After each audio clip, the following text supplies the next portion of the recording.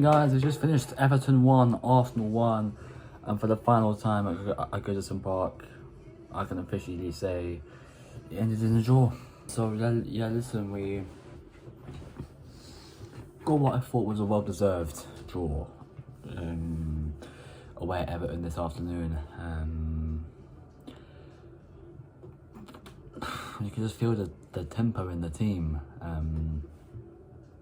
You know, I looked at that lineup, obviously when it first came out, and I saw the likes of Raheem Sterling in there, Ben White starting, you know, Kirill, fucking Jorginho, Wanyeri, Trossard. Names like that I wasn't expecting Dean to start. And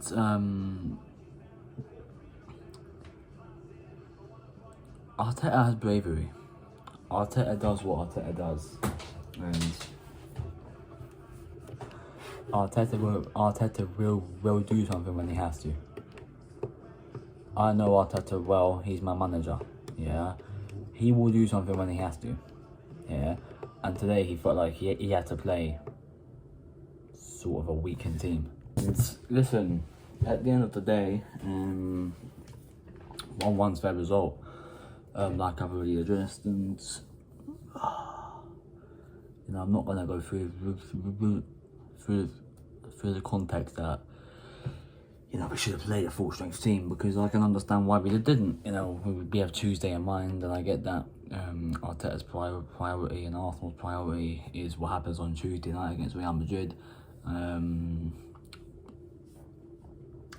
believe how huge of a game that is. And to be honest with you, it's like, I'm not annoyed with that at all, because I thought second half we played a lot better than we did in the first half. I thought in the first half we were a bit slow. We were a bit, you know, we were being kind of a bit torn open, I should say. And it's the difference of Gabriel not being there to Kirill being there. And I can't believe TNT Sports gave fucking Kirill player of the match. He was alright today, to be fair. I'll give him that one, but he wasn't player of the match. My player of the match was Lewis Kelly. I thought he was our best player today. But listen, a 1-1 draw. If this means we go ahead now and beat Real Madrid midweek, so be it. So fucking be it. Anything to beat Real Madrid in the Champions League. You know, it's a nice early 12:30 PM kickoff on a Saturday now, and we can watch the rest of the teams and see what they do, see what they get up to. You know, I've just heard Palace have scored early on against Brighton. John Philip Mateta from a set piece. I'm hearing he kind of headed it in, it kind of a bit colossus at the back there, but yeah, that's happening. And of course tomorrow, yeah, we've got the big game, Man United and Man City. You know, got to be here to watch that. Let's just say, if I didn't address in the preview as well, actually, I bought tickets for the Crystal Palace game in a few weeks out at the Emirates, so I'll be going to that game. But then we'll see how far we progressed in the Champions League and whether we are, you know, able to catch up, I should say. That's what you want to say. Yeah, listen, there's not really much I can go through within this game, obviously, as it was a 1-1 draw and title was mathematically done. Like I said before, all we have left to play for now is the Champions League, and see what happens in that. Yeah, let's go get into the player ratings. David Raya, I thought it looked a bit odd at times. His positioning wasn't great today at all. You know, he's got to be called out for that. The positioning today, my word, was horrendous from him. What is he doing? Apart from that, I'll give him a 5. I thought it's a standard performance from Raya. Nothing too, you know, big or high for him. Left back Lewis Kelly, I thought was our best player today. He's going to get an 8 for me. I just thought that run he made in the second half, when you just run through half of that Everton team, was phenomenal, and that is what he's capable of doing. They are the kind of things he's able to do. He's able to pick out pockets like that. He's able to run through little slots. He's able to do whatever he can do, you know. And I'm so thankful we've got a player of his caliber in this team, because without him we'd be nothing without Marlo Skelly. I'm telling you, you get that now. He'll get an 8 for me. Yeah, to be honest, Kiwior, he was alright, and a few moments in there where I thought he could have done a lot better, but then there were moments in there where I thought he done really well, so I give him a 6. The Saliba next to him looked a bit quiet without Gabriel. You know, he's going to be like that a lot now. He's going to have to do it all by himself, and yeah, he won't have his best friend, his brother, his cousin, his dad, whatever you want to call it, Gabriel next to him. It's annoying, but it is what it is. And then right back was Ben White. Ben White, I thought he didn't look like Ben White we all love and know. He looked a bit slow. He looked a bit off the pace. He looked a bit flat, let's just say. And yeah, I can't see.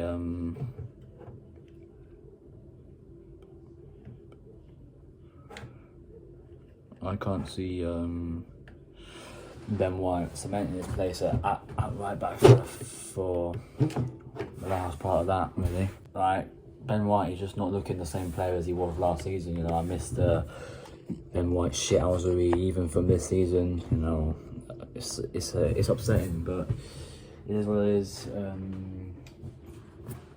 Ben White, I'll give him a 5.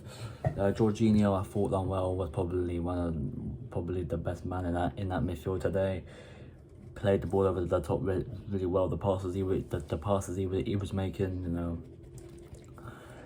him and Rice, them two passes that they were making with each other, you know, inverting themselves into the midfield at each other.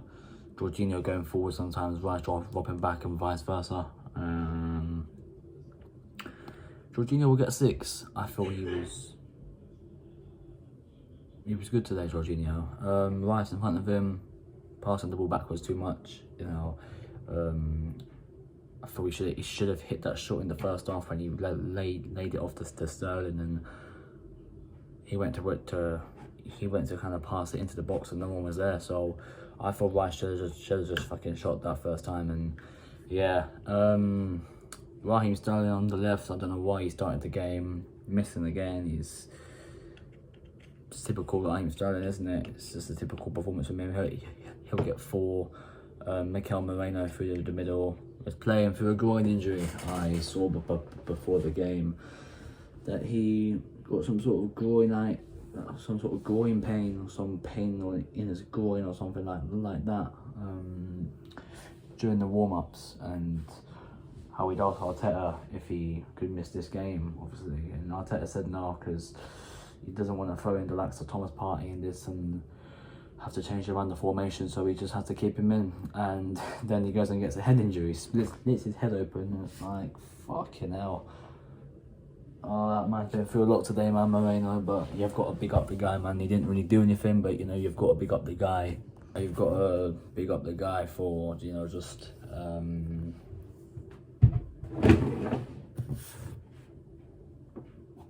staying on that pitch and giving it a go. You know, it's all we can really ask for from him. You know, he's the man we're relying on up front now, really, to be honest with you.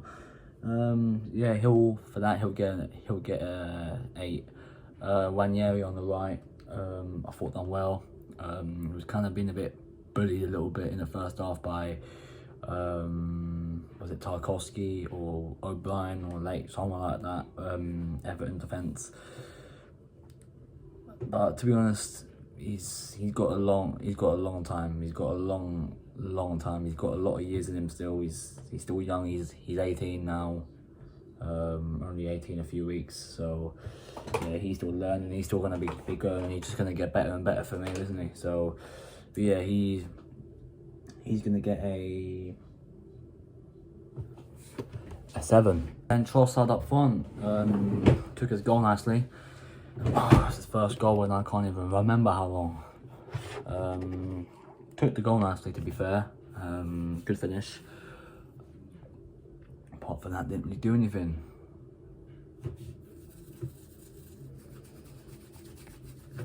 So yeah, there we go.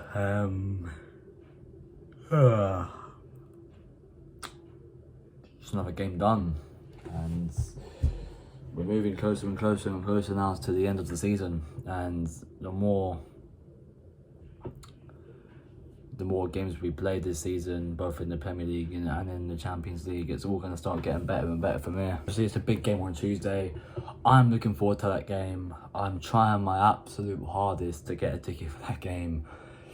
Either that one or the one in Madrid. I'd go to either, to be fair. Yeah, listen, it's going to be a hectic week ahead. We have that game, and then we've got Brentford next weekend, and then we've got the second leg, and then we got the second leg in Madrid, and then Ipswich, and then Palace, and then we move on to the end of the season, Bournemouth, Newcastle, and then Southampton, and then the season's all done. So yeah, there's not many games left to go. Which is why I just get as much wins as possible from these last few games. Keep going, pushing all the way, and just cement second place. That's all we can do. So yeah, listen, if you're new around here, smash a like on the video, subscribe if you haven't already, and I'll see you lot on Tuesday for our biggest game of the season. I'm out of here.